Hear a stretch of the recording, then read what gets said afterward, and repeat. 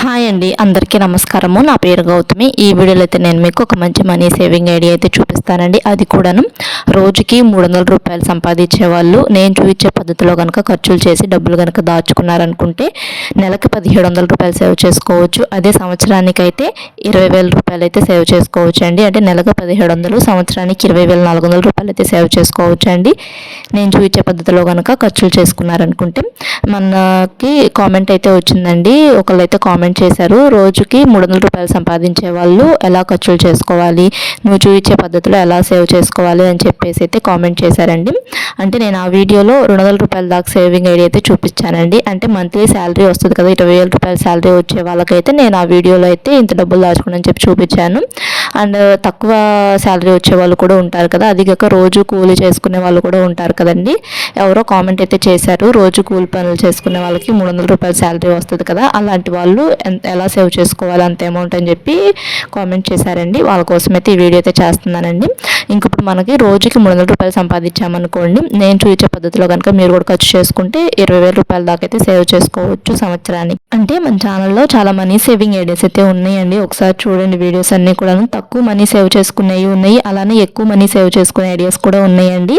అంటే తక్కువ మనీ అంటే 50 rupees below money saving ideas ఉన్నాయి, 50 rupees above money saving ideas కూడా ఉన్నాయండి.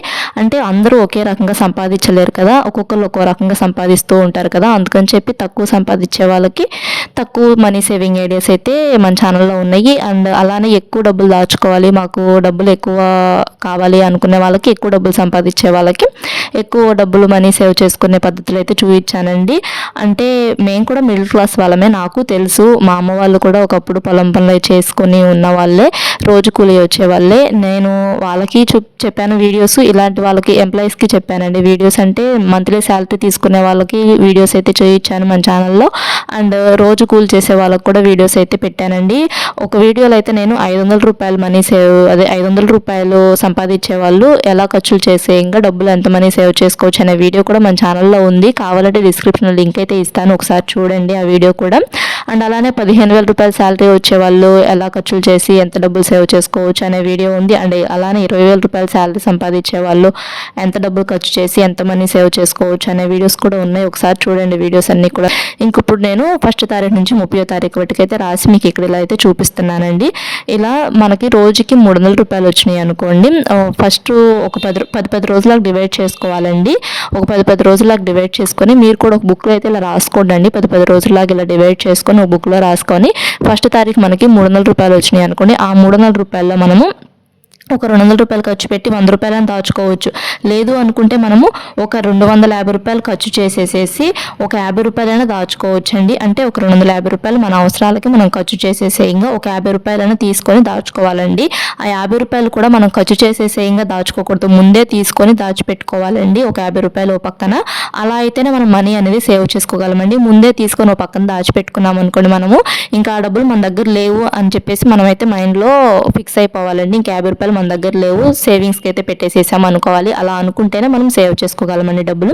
ఆ 250లోనే మనం ఖర్చులు అనేటివన్నీ చేసేసేసుకోవాలి. ఆ 50 రూపాయల మటుకి 10వ తారీఖు వరకు రోజుకి 50 రూపాయలు చొప్పున, 1వ తారీఖు నుంచి 10వ తారీఖు వరకు రోజుకి 50 రూపాయలు చొప్పున తీసుకొని పక్కన పెట్టుకోవాలి. ఆ 250 మనం ఖర్చు చేసుకోవాలి. ఆ ఖర్చు కూడా మేనేజ్ చేసుకుంటే మనం సేవ్ చేసుకోగలమండి.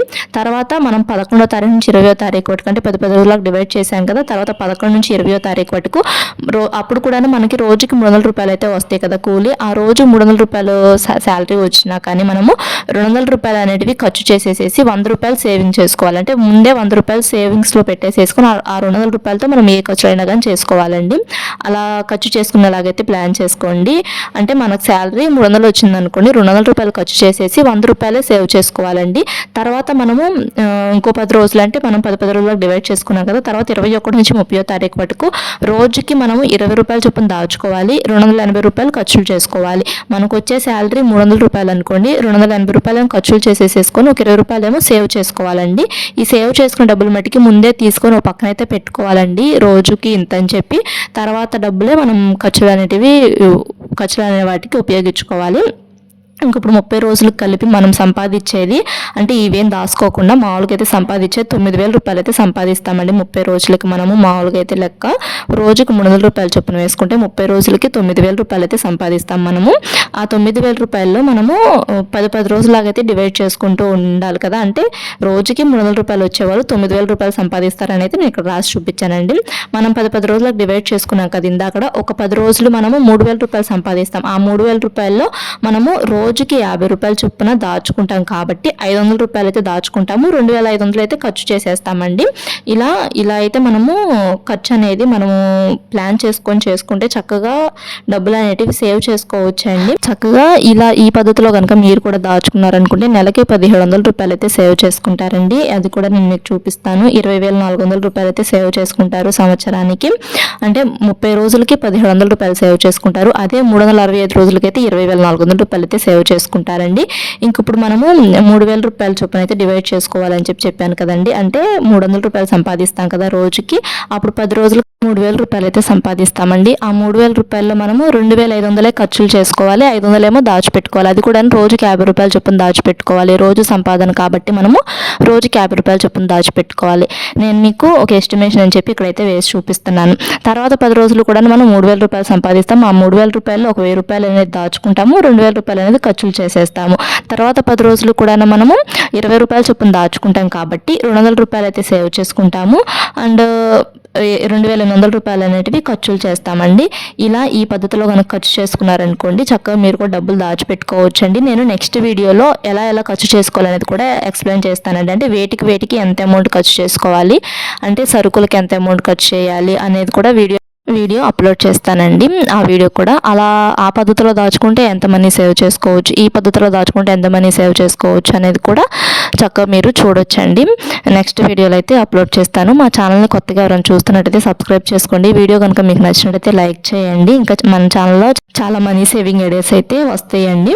ఇంకా ఈ పద్ధతిలో కనుక డబ్బులు దాచుకుంటే మనం ఒక 10 రోజులు 500 రూపాయలు చొప్పున దాచుకున్నాము, ఇంకొక 10 రోజులు 1,000 రూపాయలు చొప్పున దాచుకున్నాము, ఇంకొక 10 రోజులు 200 రూపాయలు చొప్పున దాచుకున్నాం. మొత్తం కలిపి మనం 1,700 రూపాయలు అయితే దాచుకుంటామండి.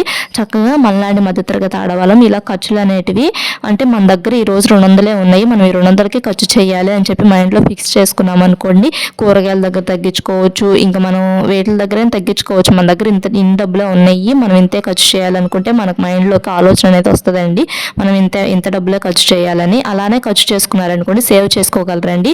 మనం దాచుకోవాలనుకున్న డబ్బులు ముందే తీసుకొని పక్కన పెట్టుకోవాలి, ముందే తీసుకొని పక్కన పెట్టేసేసుకోవాలి. ఒక బాక్స్లో అయితే వేసుకోవాలండి. మనకు ఆడవాళ్ళకి వంటగదిలో బాక్స్ అనేటివి ఉంటాయి కదా, ఆ బాక్స్లో అయితే వేసేసేసుకొని ఇంకా ఆ డబ్బుల గురించి మర్చిపోవాలి. మనము నెలంతా అయిపోయిన తర్వాత ఆ డబ్బులు తీసి ఎంత డబ్బులు సేవ్ చేసుకున్నాం అనేది చూసుకోవాలండి. చక్కగా ఇలా ప్లాన్ చేసుకొని చూడండి, చక్కగా డబ్బులు సేవ్ చేసుకోగలరు. ఎవరైనా కానీ సేవ్ చేసుకోగలరండి డబ్బులు ఇలా ప్లాన్ చేసుకుంటూ ఉంటే. తక్కువ శాలరీ వచ్చే వాళ్ళం మేము ఎలా సేవ్ చేసుకుంటామనేసి ఎవరు అనుకోవద్దండి. తక్కువ శాలరీ వచ్చే వాళ్ళు కూడా సేవ్ చేసుకోవచ్చు.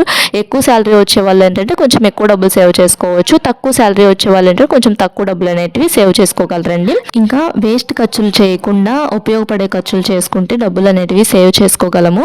ఇంకా ఈ పద్ధతిలో కనుక మీరు కూడా చక్కగా డబ్బులు సేవ్ చేసుకున్నారనుకోండి, అంటే ఒక ఫస్ట్ 10 రోజులు మనము 500 రూపాయల చొప్పున దాచుకుంటాము, తర్వాత 10 రోజులు 1,000 రూపాయల చొప్పున దాచుకుంటాము, తర్వాత 10 రోజులు 200 రూపాయల చొప్పున దాచుకుంటాం. మొత్తం కలిపి 30 రోజులు కదండి, 30 రోజులకు మనం 1,700 రూపాయలు అయితే సేవ్ చేసుకుంటామండి. ఒక నెలకు మనము 9,000 రూపాయలు సంపాదిస్తామండి. ఆ 9,000 రూపాయల్లో మనం 1,700 రూపాయలు అయితే సేవ్ చేసుకుంటామండి. అంటే మనము 7,300 రూపాయలు అయితే ఖర్చు చేస్తామండి, 1,700 రూపాయలు అయితే దాచుకుంటామండి. చక్కగా మనలాంటి మధ్యతరగతి ఆడవాళ్ళము ఇలా ప్లాన్ చేసుకుంటే పొదుపు చక్కగా డబ్బులు అనేటివి సేవ్ చేసుకోగలమండి. ఇలా సేవ్ చేసుకున్న డబ్బుల్ని మనం రెట్టింపు చేసుకోవాలి అనుకోండి, స్కీమ్స్ అనేటివి కట్టుకోవచ్చు అండి. ఇప్పుడు నెలకు మనం 1,700 రూపాయలు సేవ్ చేసుకున్నాం కదా, ఇలా ఈ 1,700 రూపాయలని ఏదన్నా స్కీమ్లో కట్టామనుకోండి. ఫర్ సపోజ్ ఆర్డీ స్కీమ్ ఉంటుంది పోస్ట్ ఆఫీస్లో, ఆర్డీ స్కీమ్లో ఒక 1,000 రూపాయలు చొప్పున కట్టామనుకోండి, ఆ 1,000 రూపాయలు మనం 5 years కట్టాలి. 5 సంవత్సరాలు కూడా 1,000 రూపాయలు చొప్పున కడితే మనం కట్టే డబ్బులేమో 5 సంవత్సరాలకి 60,000 రూపాయలు కడతాము, మనకు వచ్చే డబ్బులేమో 73,000 రూపాయల దాకా అయితే వస్తాయండి. ఒకసారి మీ దగ్గరలో ఉన్న పోస్ట్ ఆఫీస్లో అయితే కనుక్కోండి. ఇంకా చాలా స్కీమ్స్ అయితే ఉంటాయండి ఈ పోస్ట్ ఆఫీసుల్లో. చక్కగా ఇలా పోస్ట్ ఆఫీస్లో స్కీమ్స్ కట్టుకోవచ్చు డబ్బులు రెట్టింపు చేసుకోవాలనుకుంటే. లేదు అనుకుంటే గోల్డ్ స్కీమ్స్ అయినా కట్టుకోవచ్చు అండి. గోల్డ్ స్కీమ్స్ కట్టుకున్నా కానీ మనకి డబ్బులు రెట్టింపు అవుతాయి, ఎందుకంటే గోల్డ్ ముందు రోజుల్లో పెరుగుతూ ఉంది కదండి. ఇలా చక్కగా గోల్డ్ స్కీమ్స్ కట్టుకోవటం బెస్ట్ అండి. మనకు డబ్బులు అవసరం బ్యాంక్లో పెట్టుకొని అవసరం తీర్చుకోవచ్చు.